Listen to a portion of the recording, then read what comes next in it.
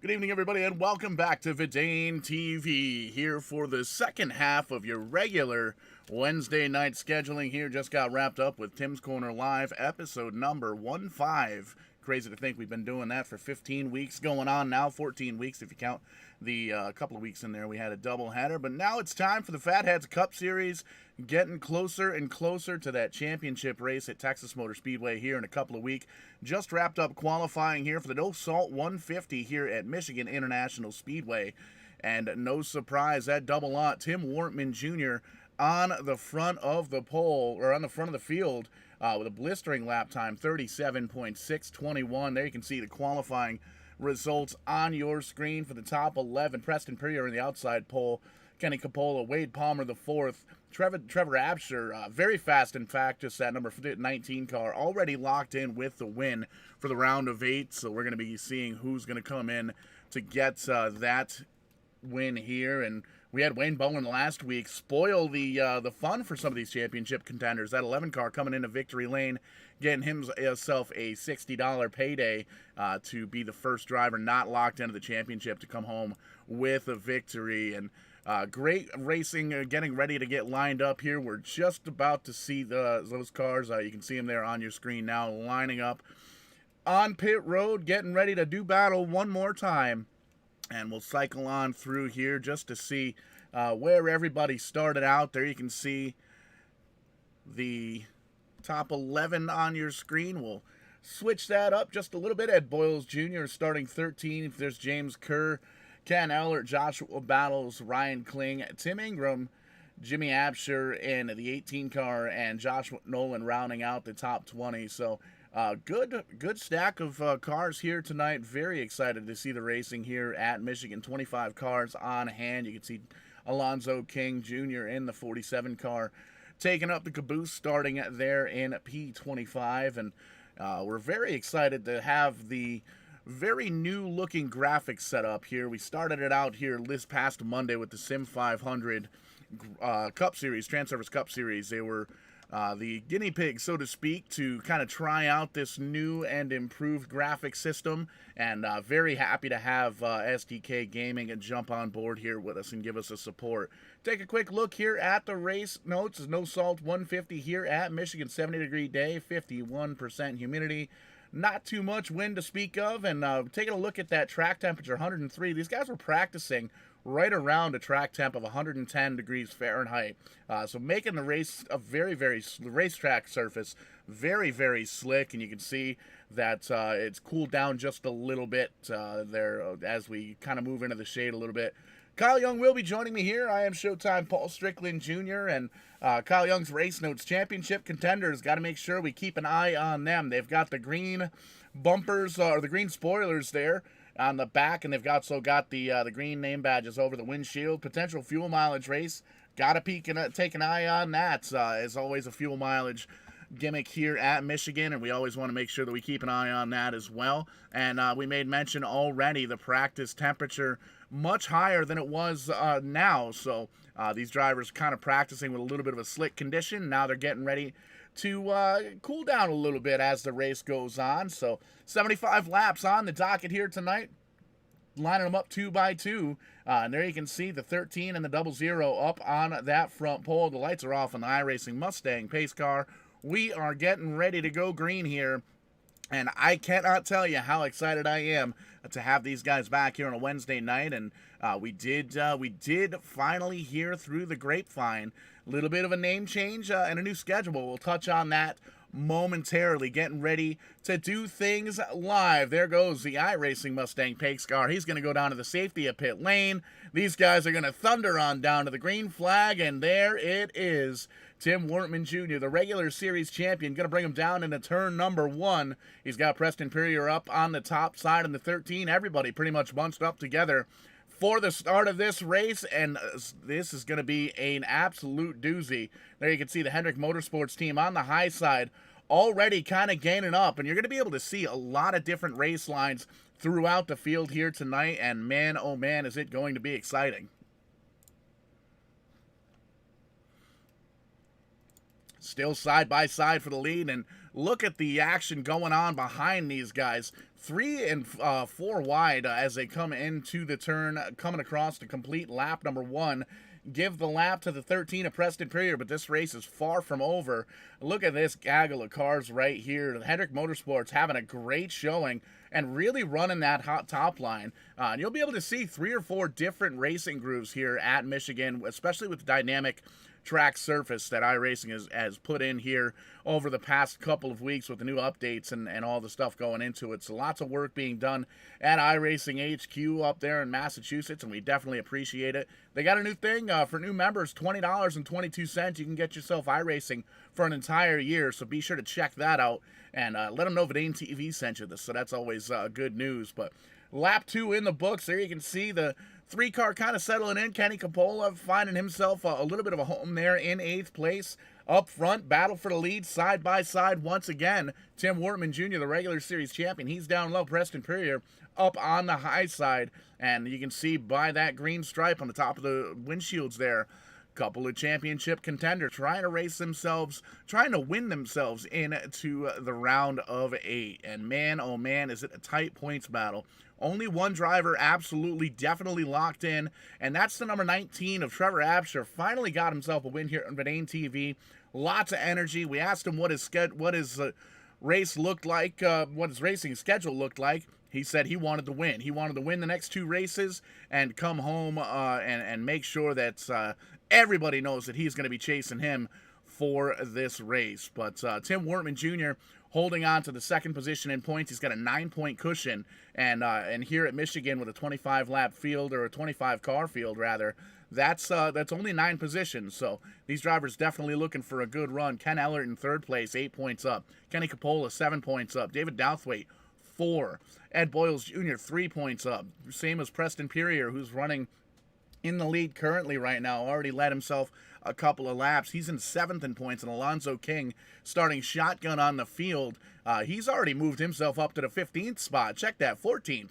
So great run for Alonzo already. You can see getting a lot of cars past right now, and man, oh man, that 47 butt kicker NASCAR is doing a great job getting up through there. Caleb Levener, Wade Palmer the 5th, Matt Mackin and Mike Miller, those are the guys on the outside looking in, so they're looking for a good run here as well, and they want to make sure that they come home with a decent run. But man, the action is all over the place. 3 wide now for position, looking like it may potentially be 4th wide, and this is for the second half of the top 10. There you see Alonzo King moving on up to 11th, getting around cars like it's his job. So that 47 car absolutely on rails as he gets on by Jimmy Absher there in the 18 car. Oh, a little bit of wall action for the 96, but he gets everything collected there. It's Joshua Nolan there in the 96 Toyota. Gets it all collected back up and on and down and away. A little bit of a battle there. The 18 trying to come back and get that 11th position back from Alonzo King. But the 18 holding on to that bottom line. Jimmy Absher trying to get back up and move a little bit closer to the top 10, but to no avail. He's got a little bit of a run here, but I think right now the high side, well, he's going to make a liar. I mean, he was going to say, oh no, here he comes, the high side. Alonzo King making it work on the outside. Really sticky up on the top side, but the 18 of Absher is going to come on up, block off that run, and he is going to capitalize on that 11th spot. Another pass for the lead as Tim Wortman Jr. moves on up to the lead, and there you can see a 10-car length lead over Preston Perrier in the number 13 car. And don't look now, here comes Hendrick Motorsports. Wade Palmer, both of them. 4th is running in 3rd, 5th is running in 4th, if that makes any kind of sense to you. Lots of different names bouncing on around here, but they're running third and fourth respectively. Teammates Matt Mackin and Michael Miller right in there in behind. So Hendrick Motorsports, third, fourth, fifth, sixth, and that's it. Seventh belongs to the 19 of Trevor Apsher. So Hendrick Motorsports really showing they got themselves a lot of practice time in here at Michigan, picking up laps and putting them down. And there you can see the 5 car trying to move on in to the back bumper of the number 13 car of Preston Perrier, trying to get up into that second spot. Currently running on the podium, but he wants a little bit better. He knows he's got to have a good run here tonight at Michigan for the No Salt 150, so he's going to try and get himself up in a second and eventually on up around into first. All 25 drivers still on the lead lap here at Michigan, and man, oh man, is it been a great race so far. Right now, everybody pretty much filing single file around the track. Couple of drivers trying a little bit of a different line. There you see Michael Miller trying to catch a little bit of a draft from his teammate there, Matt Mackin, in the number 9 car, but closing in ever so slightly, but not quite as much as the 9 cars closing in on the 5. And it's always great to see teammates working together here. And these three, you throw a chain in between them, hook them bumper to bumper to bumper. And they've got 2 championship contenders in there as well. So Hendrick Motorsports having a great run so far here at Michigan, and definitely showing. There's the 48 closing right up on the back bumper of Matt Mackin. And the 19, he wants a piece of the action as well. The 19 Toyota of Trevor Apsher. He's going to move up a little bit of a lane, a little bit of a wiggle there from the 48, it looks like. The 19 is going to come on around and pass him almost like he's standing still. 19 car showing a lot of speed early on here. And right behind in there, you can see side by side with the other Hendrick car, Wade Baum of the 5th, sliding on back to 8th in the number 24 car. He just gets passed by Wade Bowen in the number 11 car. He, last week's winner, won himself $60 for being the first non-championship contender to come home with a victory here in the playoffs. So very cool to see that, and very good run for Wade Bowen so far, running in the 7th position. Already bounced himself up 2 spots from his starting spot back there in 9th, and there you can see the 20 car behind him getting around the 24 as well. Charles Stevens, part-time schedule here this year, but definitely had a couple of good runs here in the past couple of weeks here on Verdane TV in the Fatheads Cup Series. Well, there you see Wade Palmer the 5th finding himself a slot in 9th spot, and Kenny Capola holding on to that 10th spot for right now. Jimmy Apsher in the 18th trying to close in on behind him.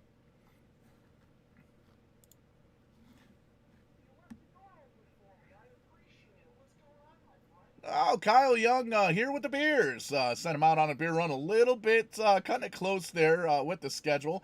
But 12 laps in here, Kyle. Having a great race here so far. And no surprise, Tim Wortman Jr., the regular series champion, up there leading. He and Preston Perrier traded the lead back and forth a couple of times. But right now it's going to be the 00 car leading as we work lap number 13.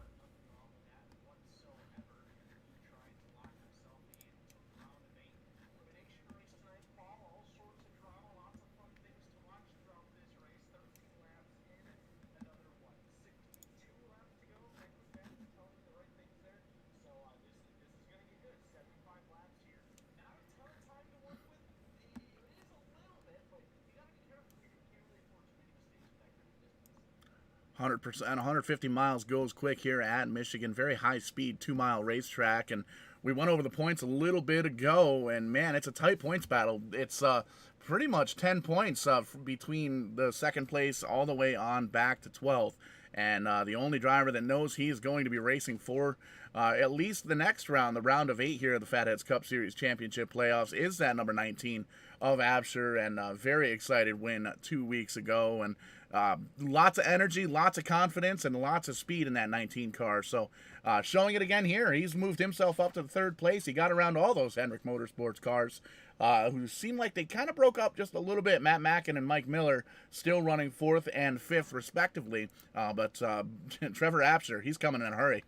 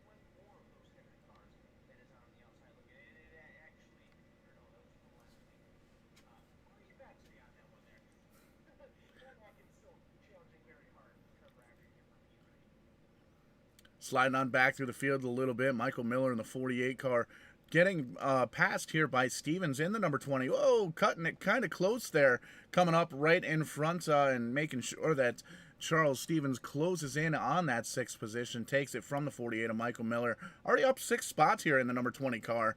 We made mention already, he's kind of running a little bit of a part-time schedule, missed a couple of races earlier on in the season, but over the past couple of weeks showing that he's got a lot of consistency in that 20 car, and he's got the teammates to work it out with the 18 and 19 with him as well. So the 19 currently still holding on to that 3rd spot, and Jimmy Absher still in the back half of the top 10, but he's up 10 positions in that number 18 Toyota, so don't count him out yet. Don't eat all your M&Ms before they hatch.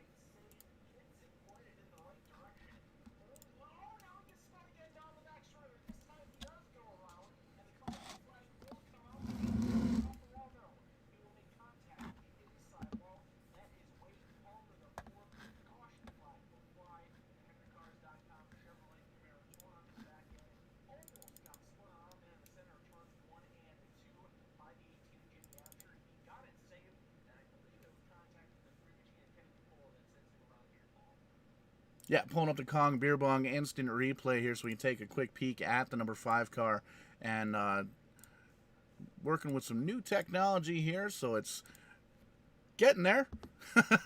But we got it pulled up here. We'll give it to you live as we saw it, and you can see here, focus in on that the 3 and the 5 car. Just kind of going for the same piece of real estate, center of the track. The 3 kind of comes down, the 5 comes up, and they make, or vice versa there, they make a contact, sends the 5 car on around.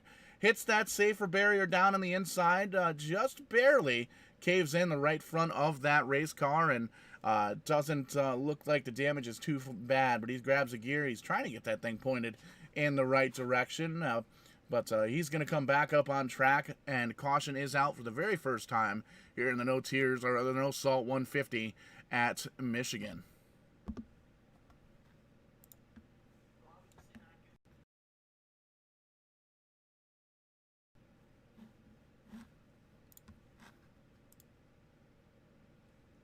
Pit stops coming down, everybody coming down pit road at this point to get, I would imagine, 4 tires and fuel here. I believe these drivers maybe could possibly make it to the end of the race here, Kyle. I didn't quite look at the race notes as closely as I should have, but these guys definitely, they've got the fuel mileage in mind, so they want to make sure that they cap off the... They want to make sure that they top off the fuel and make sure they get enough fuel in here so they can make the final 50 laps. I don't know if they can make it on here throughout the rest of the race here, Kyle, but that's why I'm up here and they're down there.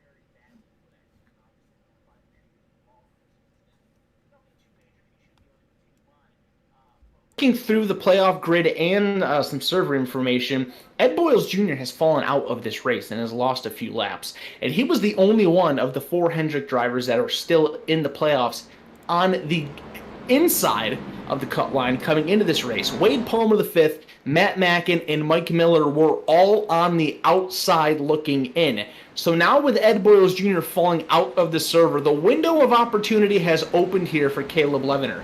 He was 12 points out to try to get himself in.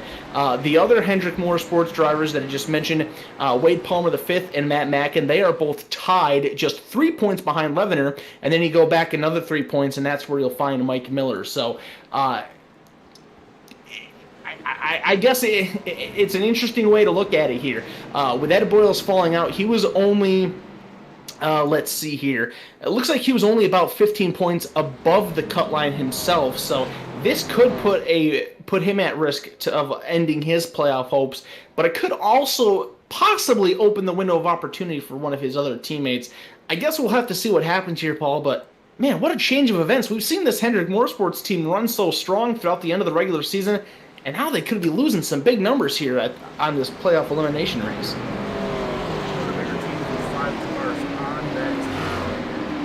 No NASCAR restrictions like they do in the big boys in the Cup Series, but they still run the Hendrick Motorsports team, and there you can see the 9 car of Matt Mackin up towards the front, holding on to that 6th spot, the highest running Hendrick Motorsports car. And there goes the iRacing Mustang pace car. He's going to shoot on down the infield, lined up 2 by 2. We're going to take the green flag here once again for the very first restart of tonight's race. Green flag in the air. Colin Zemer up towards the front. I would imagine there, Kyle, he's probably got a 2-tire pit stop under his belt there. He's going to get 3-4 car lengths over Preston. Yeah, Deemer's going to put that 22 Shell Pennzoil Ford Mustang out in front to try to lead some laps here. Preston Purrier in car number 13 right behind him, and then Tim Wortman Jr. in third. Zemer going way down to the bottom, giving those guys the outside line. Those 2 drivers on the top side going to try to work with each other, draft around the 22 machine. Zemer not going to put up much of a fight, and he will watch the teammates in the 13 and the 00 go right on by him. That is also going to open the door for the Joe Gibbs Racing teammates. Trevor Absher and Wayne Bowen and Charles Stevens all lined up on the top side. Everybody making quick work of the 22 here. He's already back to position number 5. We'll make that 6. Charles Stevens in the spot, following his teammates, Wayne Bowen in the 11. Charles Stevens, we may mention, run on a part-time schedule. He's giving Matt Mackin trying to get that spot back. A little bit of help there with the 95 of Ken Ellard. He's going to peek on the inside, try and get on around him. He's got the run, gets up to his door. But once that car gets down in the corner on the bottom side, you see like it pushes just a little bit. And there you can see the 9 car pushing back up in front of the 95. So he's going to hold on to that 6th position for at least another lap. But the 20 really up there with his teammates. He knows these guys work together quite often. They know they're fast. Wayne Bowen won last week. Trevor Absher won 2 weeks ago to lock himself into the round. Both of those cars fast, so always good to follow some quick teammates. Jimmy Absher is coming in a hurry too. The 18 car running in the 8th spot. He's already up 11 spots since the start of this race. 25 laps in, 50 to go. Matt Mackin really looking racy here tonight. The Napa Auto Parts Chevrolet Camaro number 9. He's aware of the situation. He knows he needs a good night tonight to advance into the playoffs. Trying to take a position away from Charles Stevens there on the 20. He's going to give one up to the 95 of Ken Ellard. Now Jimmy Asher's on the outside of him, looking to take away another spot going into turn number 1, and he is going to succeed in doing so. So the move there to try to gain a couple positions, not working out for Mackin. Racing up at the front of the field, side by side for the race lead. Tim Wortman Jr. down on the bottom. Preston Purrier up on the outside. Purrier's going to hang on for right now. Leaves a bunch of bottom open for Wortman. He's going to look down there, not quite up next to the door panel just yet, but fall back in line, coming off of turn number 4. Try to get himself a draft to attempt another pass on the 13 machine. Both of these Chevrolets up at the front of the field looking very good, and not really should be too surprised about that there. Paul, of course, as mentioned, Tim Wortman Jr., our regular season champion. Preston Purrier getting himself a couple wins throughout this season. Almost got the win last week at the Indianapolis Motor Speedway. Had some strategy gone in his favor, trying to redeem himself for that one and try to get himself a win to lock into the round of 8 tonight. And this is exactly what number 19 Trevor Absher wants to see. He wants to see these 2 guys side by side. He wants to see them battle. As you can see, he closes right back into the bumper of the 00 car. He's going to take a peek on the high side and get himself a run going into turn number 1. That 19 car is already off in the round of 8 with a victory. He wants to make everybody else race in on points. He doesn't want to have to share the win column with anybody in this round. He's right on board with the juice there coming out of turn number 2.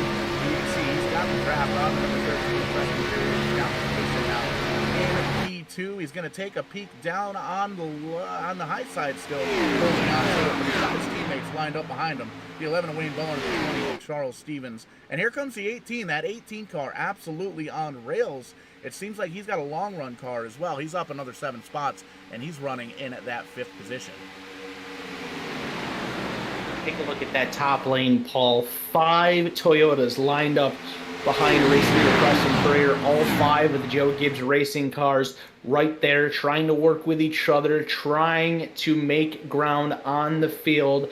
So far, Trevor Absher, Wayne Bowen, they've gotten their way around Tim Ortman Jr. Now Charles Stevens is trying to do it with the help of the 95 machine of Ken Ellert. The 11 and the 19 are going to drop down below and block off the run there from the 00. They'll then come back up to the top side, collect the draft once again at Charles Stevens. Now Stevens is clear. It's Ken Ellert's turn to try to get around the 00 machine. The JGR cars will go up to the top, give him a draft coming into turn number 1. It looks like he is clear, and he is going to do so. Great teamwork out of this Joe Gibbs Racing stable. They've got 4 of their 5 cars running 2 through 5. Jimmy Apsher has kind of lost that train just a little bit. He's got Tim Ortman Jr.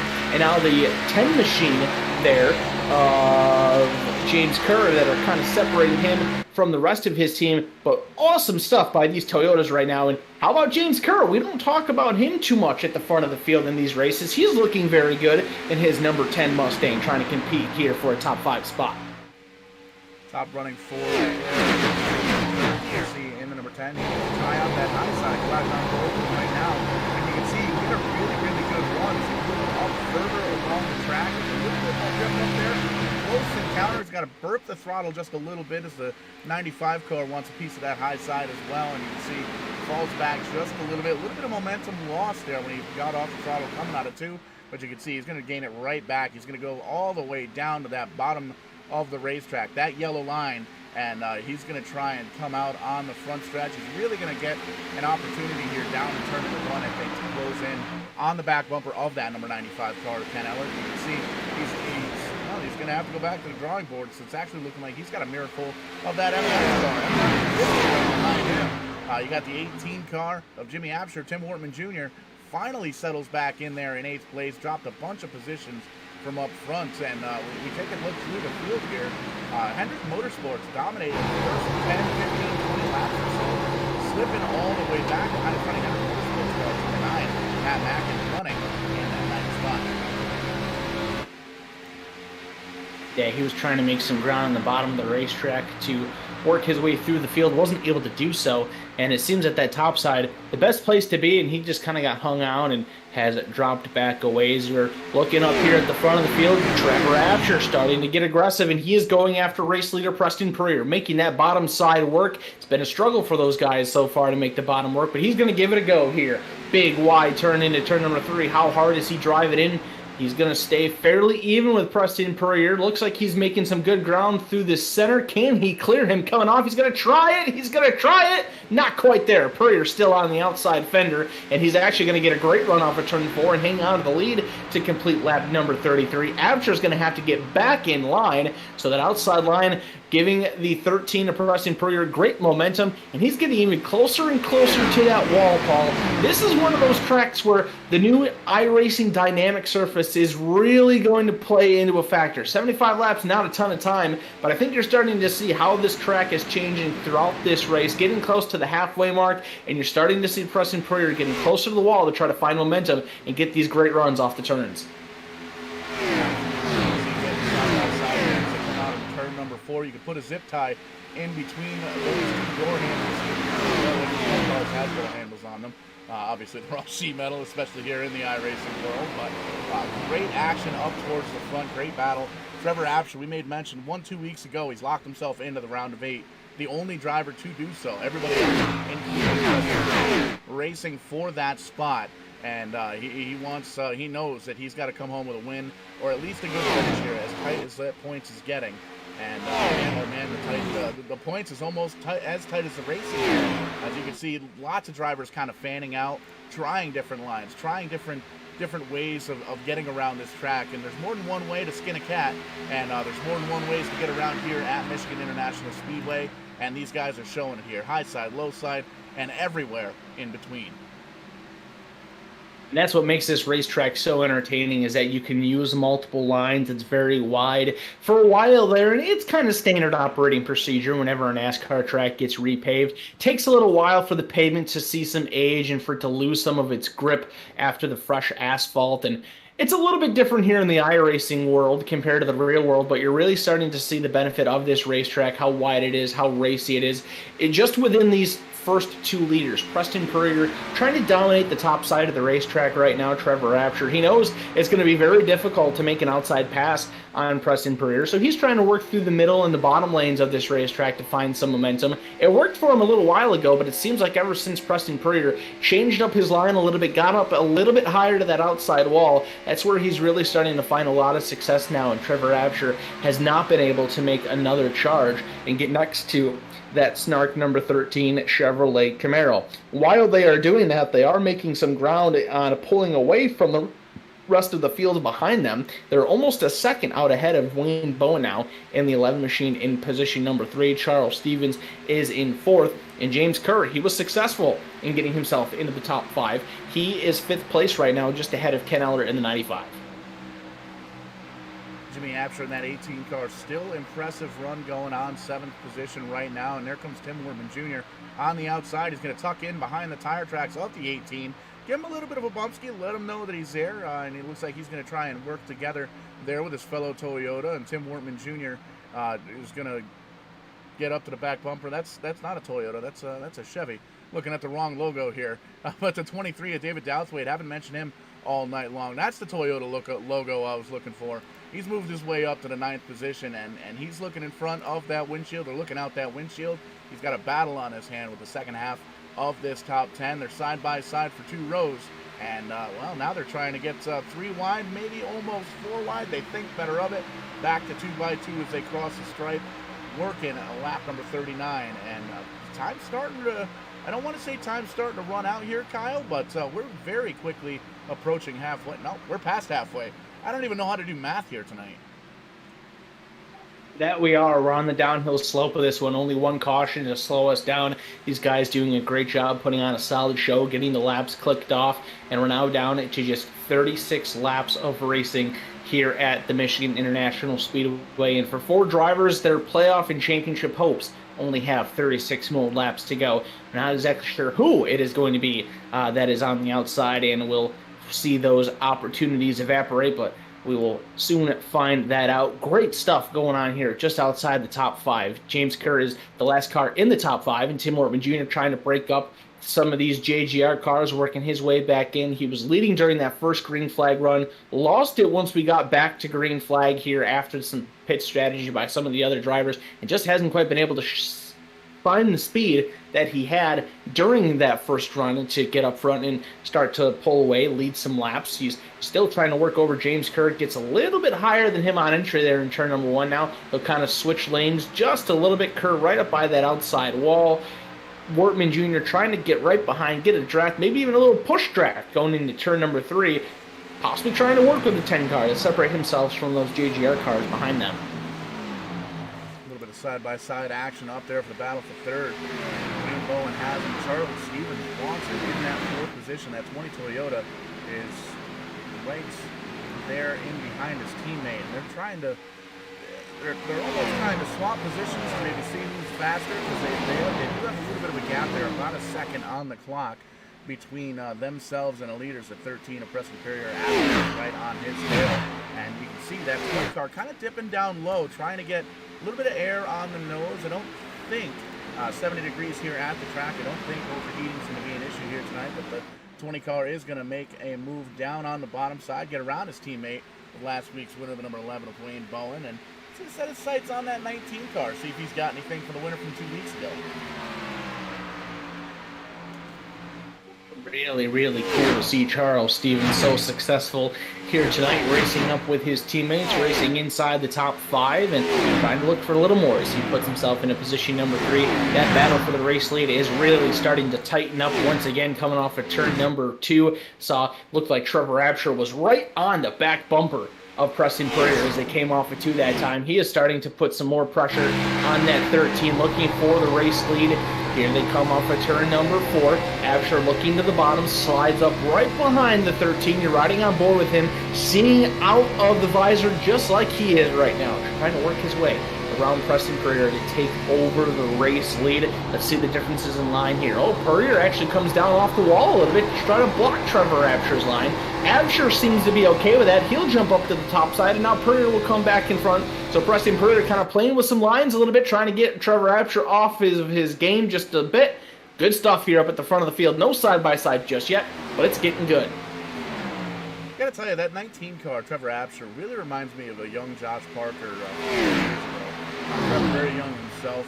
Not sure exactly how young he is, but definitely one of the younger drivers here in the iRacing world. Very, very aggressive. It seems like he's fast at every track that he goes to, and he's fast, and he knows that he's fast. And it's not bragging, it's not talking smack if you back it up. And that 19 car, I gotta tell you, he backs it up every single year. You can see trying to get around Purrier on the high side. Oh, kisses that wall just a little bit, loses just a bit of momentum, and that's one of the things you really got to take a big care of here is a safer barrier here at Michigan. If you get up in it and you scrape it just a little bit, it's got that wall that kind of sucks you right in, and it's really hard to get back off of that wall without turning hard right. And you can see the 13 car dipping on down low is going to make a pit stop, coming in hot. Holy moly, locks up all 4 tires. Hopefully there was no speeding penalty there for the 13, but he's going to give up the lead. That's going to hand it over to the 19, to Trevor Absher. So green flag pit stop cycle going to begin here. This should be the final stop for these drivers. If we can continue to stay green flag, this is going to be a very important pit sequence here to see what is going to happen, how this will all play out for the final 30 laps of this race. Check it out. Charles Stevens here as he comes into turn number 3. Wayne Bowen, his teammate, right behind. Let's see if these guys are going to start to make the way down to pit road, and it looks like they are. All of the Joe Gibbs cars are coming in. Look at Wayne Bowen getting aggressive, going on the outside of Charles Stevens, and he is actually going to beat Trevor Absher coming in. Tim Wortman Jr. is in. The other 2 JGR cars are in. Jimmy Absher and Ken Eller. And also behind in the 14 machine, Derek Cook coming down on pit road. So here we go, Paul, right in the midst of big-time green flag pit stops. Absolutely. Back out front, the number 9 car going to stay out for a couple more laps with his Hendrick Motorsports teammate, Mike Miller, and Wade Palmer the 5th. And we'll see who's going to come out on top of this. Definitely teammates working together. All of these guys pitting in with their respective teams. You can see Wayne Bowen, Tim Wortman Jr., Trevor Absher, Jimmy Absher, Chris Spear, Ken Eller, Wade Palmer the 4th, Derek Cook down on pit road. They get service and get on down to the road. And we'll see where everybody kind of meets back up. There you can see Matt Mackin going on around once again. He's got a lot of the field lap here as he goes around with these drivers being on pit road. So this is one of the stops where you may possibly see these drivers kind of stay out for a few extra laps, roll the dice to see if they can get that caution flag to come out. It looks like that may be exactly what the number 9 of Matt Mackin is trying to do here. He is your race leader. We mentioned Mackin trying to do what he can to run up towards the front. Wasn't quite successful in being able to do that. So throwing some strategy to the wind here. He came in an eliminated spot.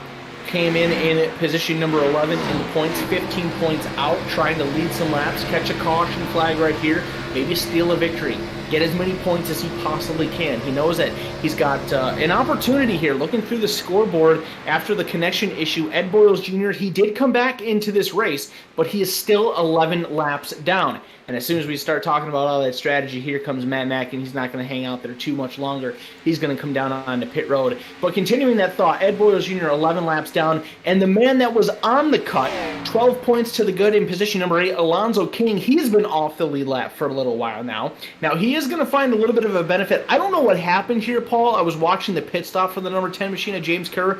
He got service, and then he got out of the car. James Kerr, 3 laps down, out of the server right now. Not sure what happened, but that's such a heartbreak. He was inside the top 5 before this cycle happened.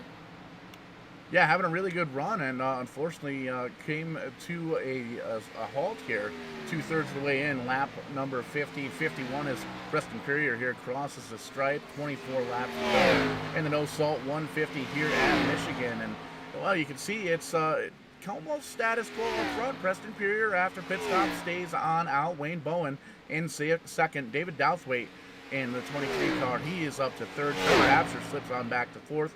And Charles Stevens still holding on to the top five, running in at the fifth spot. And a lot of drivers, couple of drivers getting called a lap down. Wondering if there was maybe some speeding penalties throughout here. We saw Preston Perrier, the first driver to come on down, and he was definitely able to hold on to some quick lap times. He was the first driver to take advantage of the fresh tires, and we saw a few laps ago Wayne Bowen getting on around the leader at the time, and it definitely shows that the newer tires are much quicker as the caution comes out on the speedway here, Kyle. No, it doesn't. I was going to say, I don't quite see where the caution flag is here. I still see Preston Perrier ripping around the Michigan International Speedway here at full song. And how about this advantage for the 13 machine? He was in an intense battle with Trevor Absher before green flag pit stops.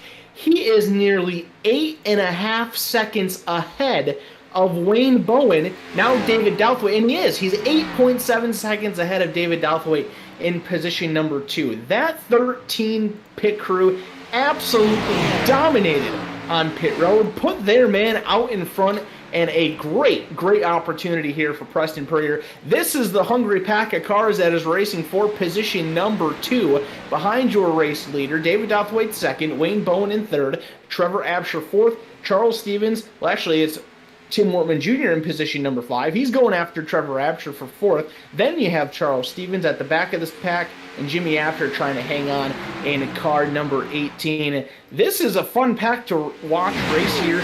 We've seen how good the racing has been throughout the night, but again, Paul, this is 8 3/4 seconds behind race leader Preston Perrier.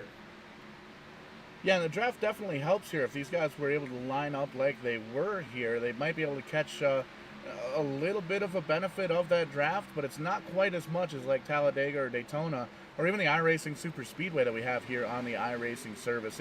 You're not really going to gain as much time as you need to, and you can see there on the left hand of your screen, 8.5, 8.6 seconds is the distance between first and second, and everybody pretty much second on back lined up. You can hook a tow chain up between all of them and not have too much slack there.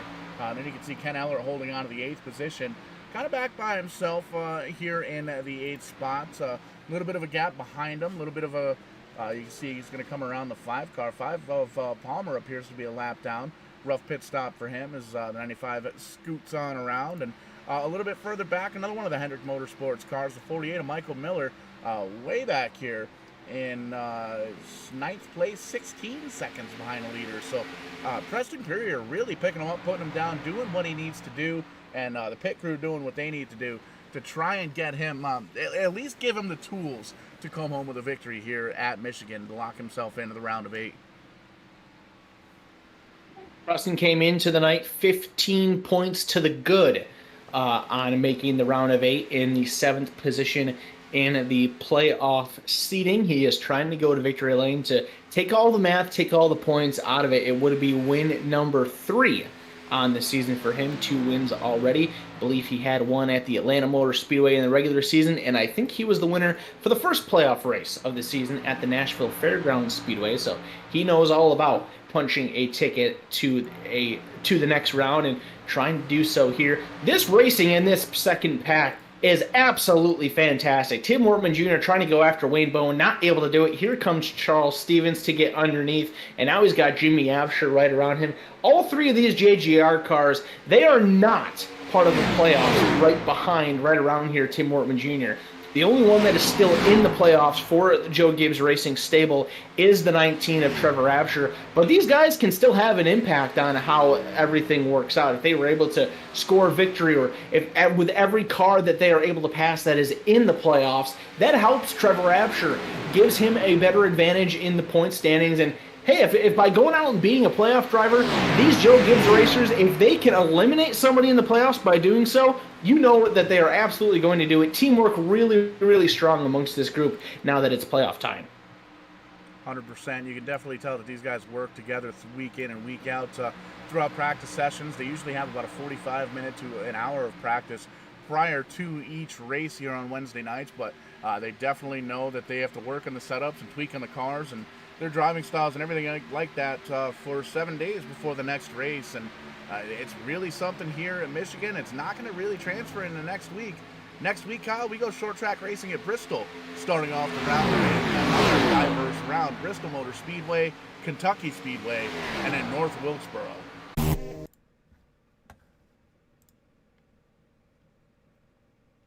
Well, Kyle, it's just like that Kenny Chesney song. Every time it gets dark, or the lights get darker when the lights go out or something like that. A little bit of a power failure here at Dane HQ, getting everything booted back up here.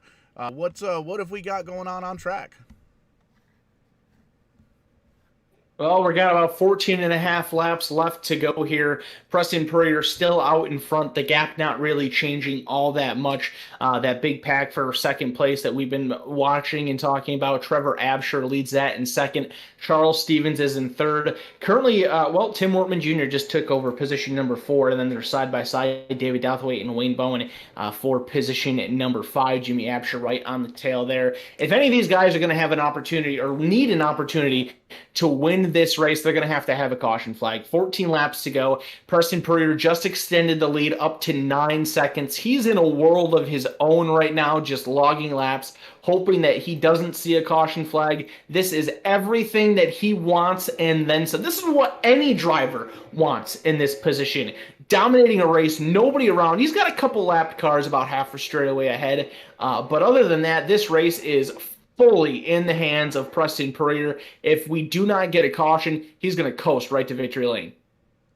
Really making the call. The Rays coming on down pit road, and we saw he came down when he did come down pit road, really locked up those tires. So pit crew did a great job getting those things off the car, putting the 4 fresh Goodyears on the number 13 car, and really was able to take advantage of the fresh tires and was able to put down some quicker lap times. Here in Michigan, when you're on a long green flag run like that, once you get new tires on after about 20, 25 laps or so, as many laps as these guys ran on that set of tires, you really gain about a second and a half a lap, and it really translated into track position for that 13 car. So I think if this thing stays green, that's going to be the call of the night with the number 13 coming down early. Yeah, without a doubt. I mean, the results show for themselves here with how big of a gap he's got on the field right now. Remember, when this green flag pit stop started, or the green flag pit stop cycle started, Trevor Absher was right there with Preston Purrier. They were racing hard for the lead, and he just absolutely left Trevor. He left everybody in his wake and is now in full command of this race. The next time they come around the start-finish line, it will be 10 laps to go for Preston Purrier out in front of this field. He's continuing to pull away up to 9.7 seconds. He's gaining a few tenths a lap here over these last few laps. Going to have some lap traffic he's going to deal with either at the completion of this lap or the next one, but I really don't think it's going to be much to worry about. He's got plenty of space to be very patient here. Doesn't even really have to pass him if he doesn't want to, but with the amount of laps left, I would assume he's going to at least try, but to do it in a safe manner. Coming across the stripe now, 10 to go here in the No Salt 150.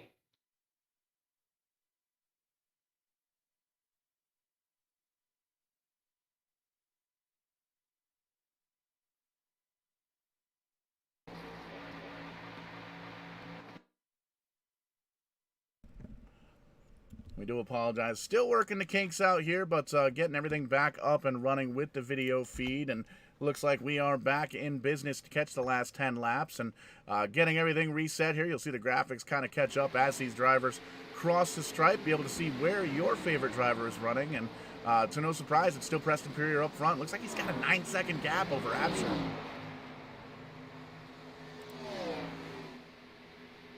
Yeah, it's just about 10 seconds now as he comes across the start-finish line and clicks off lap number 66. He's going to get around the 33 machine, put him a lap down. That is Tim Ingram back in position number 19. Well, he'll actually put him 2 laps down as we're checking out that battle going on in that pack for position number 2. Trevor Absher leading the group. Wayne Bowen is 3rd place. And then Charles Stevens 4th, and Jimmy Absher actually in position number 5. So 4 JGR cars filling up positions 2 through 5. I want to make a quick correction from what I said just a few minutes ago. I do believe that 95 machine of Ken Aller is considered a Joe Gibbs racing car, of course. Oh, and he's actually coming down onto pit road here, Paul. I would assume that this is not scheduled. The green flag pit stop cycle started with around 30 laps to go. Everybody came in, and now Ken Eller is coming down. Interesting. It makes you wonder, is he getting ahead of the curve here? Does everybody still have to make another stop? Or did maybe things just go wrong for that 95 team? Now he's got me second-guessing this. Very, very curious, especially for Preston Perrier, who came down 2 or 3 laps before the rest of the field. And as well as the Joe Gibbs Racing, the rest of Joe Gibbs Racing, and you are correct, Kyle, the 95 is part of Joe Gibbs Racing here in FATHEADZ Cup Series. They're going to come down pit road, 7 laps to go. This throws a monkey wrench into everybody's plans. I would assume then with all these cars starting to pit that this is going to be the final sequence. I figure that with 30 laps to go they would be okay, but I guess not. This is interesting. They're trying to pit ahead of Preston Perrier to see what kind of an advantage they can get on him. They pit after Perrier, so if those guys are pitting, I'm going to assume that Preston's going to have to pit at some point as well. 6 laps to go. He's going to stay out a little longer. He's got a bit of a cushion to work with. Maybe he can get a little fortunate, catch a caution flag here. Maybe he's just trying to extend it, stay out, come down for a fuel stop only, and coast his way on to victory here. David Douthwaite, he is still out on the racetrack. He has taken over position number 2 at the moment. We'll continue to monitor things here with race leader Preston Perrier. Doesn't look like he's showing any signs of coming down onto pit road just yet. Still ripping the lip around there on the outside wall. Off of turn number 4, he will see a flag. See the flagman show him a handful. 5 laps of racing to go. Very, very curious things afoot here. You can see the rest of the field coming down pit road to get service.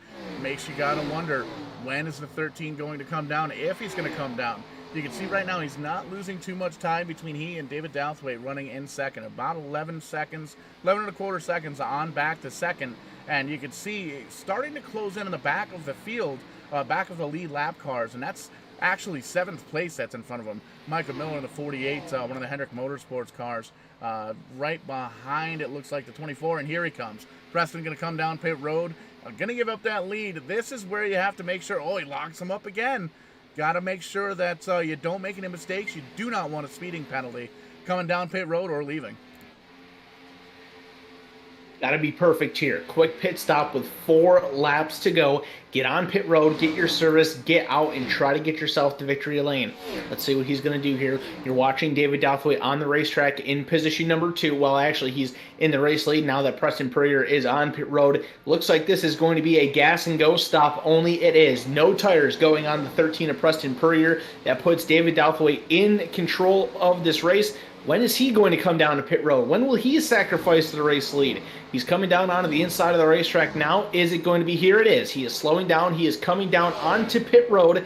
That will hand the lead over, should hand it over anyway, to the 9 of Matt Mackin. 3 laps to go, and now Matt Mackin is in control of this race. This is crazy stuff, Paul. It gets you flirting with the idea that one of these guys that's taken over the lead is going to have enough to make it all the way to the end. You just don't know how things are strategizing with all these cars. Late in the race like this, who knows? Maybe Mackin's going to try it out. It was on the sticky note that we had that you wrote down and handed to me before the race with the race notes. Fuel mileage always seems to be a factor here at Michigan, but you made mention the 9 car staying out on track. Has about 3 seconds over Kenny Capola and the number 3, who is still staying out as well. Popsicle sticks in the air, 2 laps to go. Can Matt Mackin hold on for 2 more laps? Oh, this is so intriguing right now here, Paul. Matt Mackin trying to steal the victory. He needs this victory. He was 15 points behind the cut line coming into this race. He needed to try to find something to get the victory here, and it looks like he's trying to throw some strategy. A lap and a half to go. If he doesn't come down pit road this time, you know he's going for it. You know he's going to try to stretch it and try to make it all the way. Let's see what happens here as he rolls through turns number 3 and 4. The speed is staying up. He's going to the outside of the track. Matt Mackin's going for it here, Paul. White flag in the air. Can he steal one in Michigan? You almost have to at that point. 15 points outside of the bubble. you're leading in the last lap. You got to stay out. You got to try and take it. And you can hear him. He's way out of the throttle. The 9 car trying to hold on. He's got a mile to go. He's coming out of turn number 2. He's holding on to it. He's wiggling the car a little bit. And you can see Kenny Capola starting to gain a little bit of time. And he's backing way off, Kyle. He's going to make it to 3. Can he make it out of 4? Can he cross that stripe? Matt Mackin coming into this race outside of the playoff cut line. He's going to make it work. How about this? Matt Mackin to victory lane in the no salt 150. He steals one from the field, and Matt Mackin is going to put that number 9 Napa Auto Parts Chevrolet into the round of 8. My goodness, Paul, I didn't see that one coming for a country mile. How about that? A complete shakeup, some pit strategy, and we've got a driver that entered this race in an eliminated spot, gets the victory, wins his way into the round of 8. Oh my goodness gracious. How about that one? That is awesome. Matt Mackin with the victory. Kenny Capola going to finish in position number 2. Preston Purrier, the dominant car on the night, had to make a late race pit stop. He finishes in position number 3. Still should be good enough for him to transfer on to the round of 8. Michael Miller, he was also on the outside looking in. Caleb Levener did not race in this race. Teammate Ed Boyles Jr. had some trouble. Alonzo King with a 19th place finish. We'll have to wait to see how the point standings change up here. Maybe that 4th place is good enough to put Michael Miller in. And another Hendrick car. 3 of the top 5 spots here, Paul. Wade Palmer, the 5th, will score a top 5 finish tonight. You can see the top finishers on your screen right now. That 9 car's out of gas, Kyle. We don't even get a burnout. Matt Mackin runs out of fuel. Looks like he's going to get it rolling just a little bit. Maybe he's saved just a little bit. We'll turn the page here on the rest of the field, and there you can see these finishers. But man, oh man, Matt Mackin with the fuel strategy. Absolutely. A little bit of a surprise, a big surprise victory here for the victory.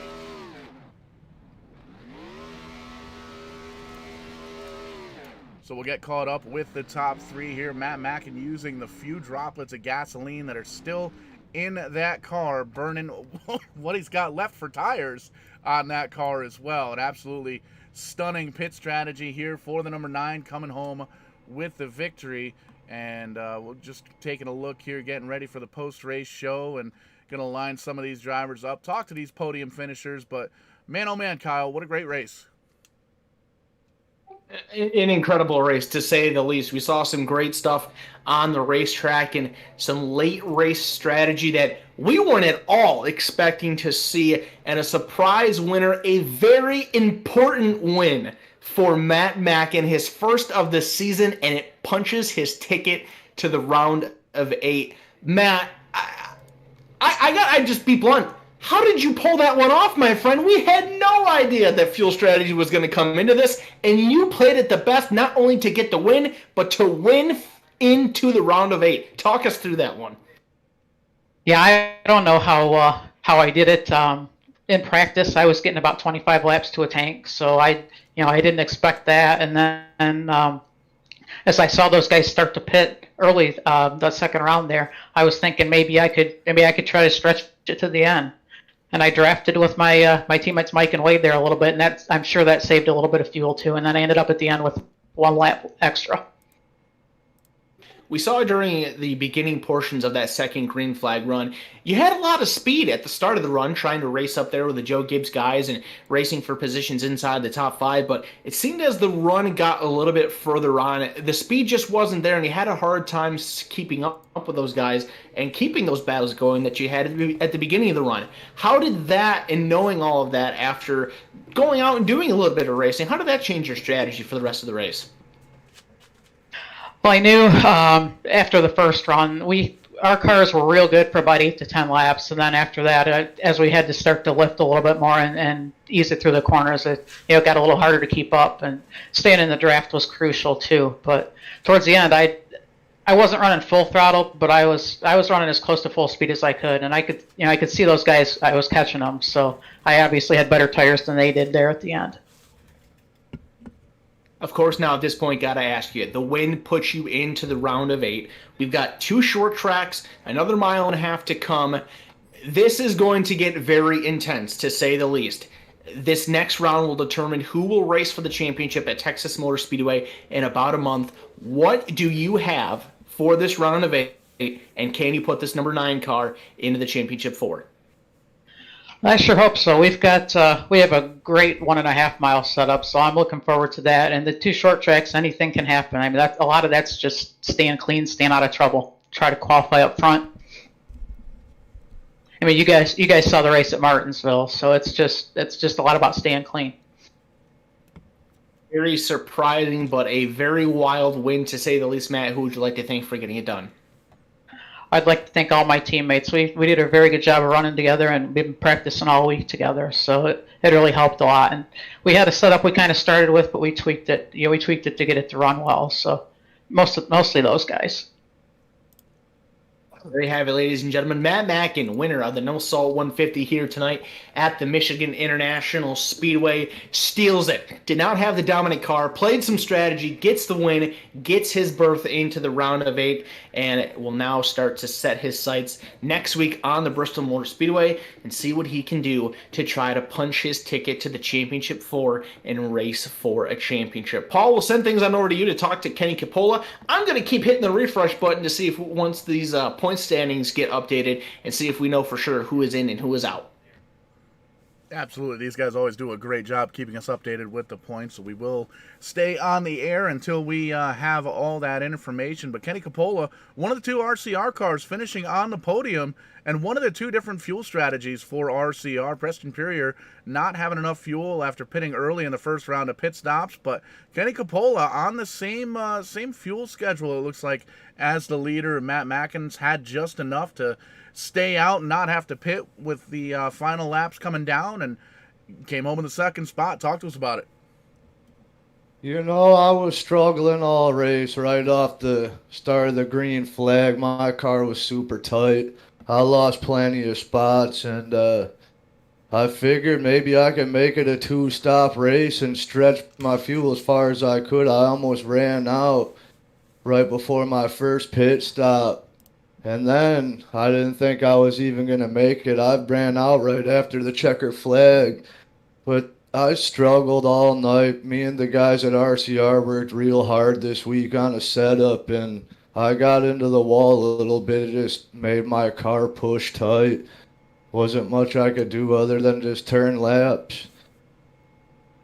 And with the long green flag runs here tonight, not very many caution laps at all here, so not a lot of time to work out the sheet metal damage or anything like that. So definitely a good strategy, good call, getting the 2-stop race and staying out and having just enough in the tank, so to speak, to get this second place of podium here. And man, it's awesome to see it. We always know that there's going to be 1 or 2 guys that tries the fuel mileage gimmick here at Michigan, no matter what series, what kind of car it is. It's always a fun storyline to follow along to see who's going to roll the dice and make it work. And both Matt Mack and Kenny Capola, you guys made it happen here, and great run at Michigan. We got another 1.5 miles. Kyle made mention a few moments ago in the next round, the next 3 races, but we got Bristol next week. What do you got for the 1/2 mile? I think I'll be pretty good. Me and my teammates will turn a lot of laps and really dial in the setup. We're all great at working together. We share lots of information, set up a lot of RCR testing. So I think we're going in. I'm pretty sure 3 of us are into the round of 8. So we're definitely going to be working hard this week to get ready for Bristol. Absolutely. We've mentioned that a couple of times here at the top of the show. Really team-oriented here in the FATHEADZ Cup Series. These guys, you guys know that you've got 7 days to prepare for the next race, and the next race is at the Last Great Coliseum. So really looking forward to watching that one here on Verdane TV. And we know you got the Richard Childress Racing teammates helping you out, working on setups and getting everything done on the shop side. Who else makes it happen? Who gets you back and forth to the virtual racetrack here? I want to thank my teammates. Them guys are awesome. They're like my virtual best friends. Then I want to thank you guys at Vine TV, the Fatheads Eyewear, Butt Kicker. I want to thank our team sponsor, J&R Aquatics. Those guys are going to stick with us. And then I want to thank my wife for letting me put in crazy hours building carts for the next week. If it wasn't for her, I probably couldn't do this. Absolutely, and a fantastic run here tonight. Fuel mileage paying off. Congratulations on the second place finish. Thank you. Kicking it on further down, a little bit further on pit road. He actually had enough fuel to get there. Kyle, you've caught up with his teammate, Preston Perrier, in the third position. That I have here with Preston Perrier. Preston, oh man, so close to getting to victory lane here tonight. Easily the dominant car. Still able to salvage a good third place finish. Checking out the updated point standings, you very easily made it into the round of 8. Still some positive things to take away from this one, but I gotta imagine there's some disappointment in that camp right now. Yeah, I'm a little heartbroken. I was really expecting another caution late in that final run. I was hoping I wouldn't have to pit again. I short pitted to kind of get those Joe Gibbs guys from behind me and get some fresh tires and build up a gap. And I think I had about 9 seconds on everyone when I pit. But man, it was a fast race car. I made the round of 8, so I can't be too disappointed right now. Not gonna say I'm not though. But my teammates, they really helped me out during the race, kept me calm because. When you're all out there alone, it's hard to keep your concentration. Through what this race was like tonight, Preston, we saw a lot of really good stuff on this racetrack. You and Trevor Apsher had a fantastic battle going during that second run before the green flag pit stop kind of separated you away from the rest of the field. And even throughout the rest of the pack, lots of really good side-by-side racing action. How was the track surface tonight, and how did that allow you guys to race so well? Well, I've like with our setup, I've consistently found the bottom 2 lanes extremely slick, so I was barely down there. The top got slick a little bit later in the run with about 18 to 20 laps on the tires, but it felt awesome tonight, honestly. It felt the best the track's felt this whole week. Lots of rubber down there, lots of grip. I'll ask you the same question. You're in the round of 8. This is the round that sets the championship for Bristol, Kentucky, North Wilkesboro. What does that 13 car need to do to get to the championship 4? Win. I mean, not much more to it, but win or talk to you guys a couple more times before the championship round. That'd probably get me in. But I'm really looking forward to Bristol. I grew up a Rusty Wallace fan, and he was pretty dominant at that track almost every time he went there. So I'm going to try to follow in his footsteps. Definitely wasn't the victory like you were chasing after tonight. Still good enough to put you in the round of 8 and a solid top 3 once again. Preston, who would you like to thank for the race tonight? Well, I want to thank all of our league sponsors. We've got so many on board. We got Simnut Sims, Butt Kicker, Budget Sim Boxes, Harpoon Design, and Fatheads Eyewear really stepped up and helped our league out so much this year. You can go on their website, Fatheads Eyewear, put in the promo code Showtime, get 40% off. I also want to thank J&R Aquatics in Ypsilanti, Michigan. I really hope I pronounced that right, Kenny. And yeah, I want you got it, bud. And I want to thank Snar Northeast. I got them on the hood of my car for the rest of the season. They've helped out my neighbors so much. You can donate to them at snarnortheast.org. They've helped her so much. She had a huge dog rescue of 44 dogs, and they've got almost all of them fosters lined up and people to adopt them lined up. So they've helped out so much.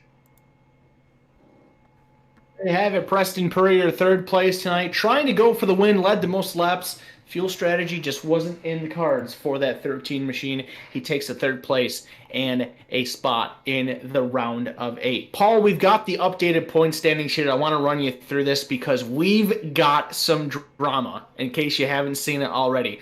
Obviously, with a win tonight, Matt Mackin, he gets in. He will race in the round of 8. Go back 2 weeks, Trevor Absher, the victory at New Hampshire. He's good. He will race for a championship in the round of 8. Kenny Capola, he gets in. He was the top guy in points. Had that by just 2 points over Preston Purrier, who we mentioned. He is in. So there are 4 spots. David Douthwaite, he is in based off of points. Our regular series champion, Tim Wortman Jr., he qualifies for the round of 8. The 7th car to make it in, Ken Eller in the number 95.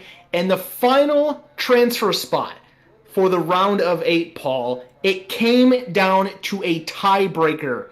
Ed Boyles Jr., an awful night tonight. Finished way back in the back of the pack. Alonzo King also with a rough night tonight. Didn't finish very well. Those 2 drivers tied at 3,080 points for 8th place. I've gotten the confirmation from race officials on who gets the tiebreaker based off of finishes in this round. Alonzo King will compete in the round of 8, and that means that Ed Boyles Jr. is out, along with his teammates, I should say, Wade Palmer the 5th, Michael Miller, and Caleb Levener, who did not race tonight. Those 4 drivers are eliminated from the Fatheads Cup Series playoffs, and our round of 8 is set. I don't even know really what to say about that, Paul. That's just purely spectacular. It just goes to show you, Kyle, every single lap of every single race counts here in the Fatheads Cup Series. A tough break for Ed Boyles Jr. 2 wins on the season in that 88 Fatheads Cup car, and just a heartbreaker. Fell out of the server or the race early on and wasn't quite able to recover. And one man's downs is another man's up. The Alonzo King and that 47 car showed some speed here tonight. He moves his way on into the round of 8, and God, there's 4 races left to go in the season. Bristol, Kentucky, North Wilkesboro, and then championship night at Texas. I'm pumped up. This is going to be one heck of a run for the championship for sure. This is where it all comes out now. There is no horsing around. There's no waiting. You can't afford anything less than your best. It is now time to set the field for the championship race at Texas Motor Speedway. You got to show up to these races fully prepared. You have to be able to race at the best of your ability. You can't limit mistakes. You have to eliminate mistakes. You got to be perfect. We've seen in this series how competitive these drivers are, how exciting this racing is, and how close. Look at who got in and who missed out in this round. It was a tiebreaker that determined who took the final spot tonight. You can't put yourself in that position trying to make the championship 4. You got to go out there. You got to get that car to victory lane, and if you're not in victory lane, you better make sure that you're finishing good, because if you slip up, if you make a mistake, you will not race for a championship at Texas. 100%. And man, it's we've heard these guys all night long. Nobody does it alone here. We want to take just a quick moment here to thank the sponsors here for the Fathead Cup Series, jumping on board and supporting those that support us.